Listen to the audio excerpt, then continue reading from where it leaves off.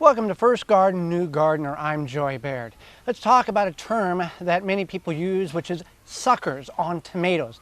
Now, should you trim your suckers on the tomato or should you leave them be and allow nature to take its course? Well, first of all, what is the definition of a sucker?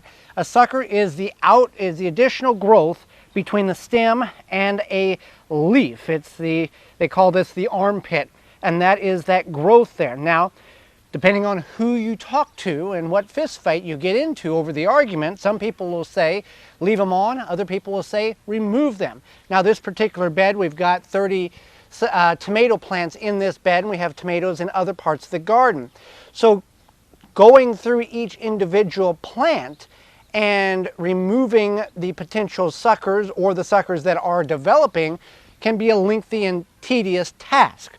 So what happens if you leave the sucker on? Well, this growth here will soon turn into a large limb with leaves on it and will also begin to develop fruit. It'll have its own fruits on it. It'll look similar to this. It'll have the tomatoes fruiting off of it. So what the theory is, or what some people believe, is if you remove this, that's going to keep energy focused on the plant and the fruit development, rather extending extra energy into growing this soon-to-be extra limb. Our theory, or our opinion on it, is if you leave it alone, if the plant didn't want it to be grown there, it wouldn't grow it there. And if you leave it alone and allow the plants to get fully mature and keep fertilizer to them and water, it will produce another additional area of the plant where fruit, tomatoes, will be produced.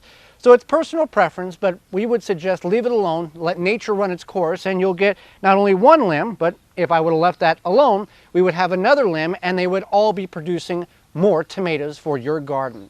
Thanks for watching. I'm Joy Baird. This has been First Garden, New Gardener. As always, remember to rate, subscribe, and comment. For more information, please visit thewisconsinvegetablegardener.com.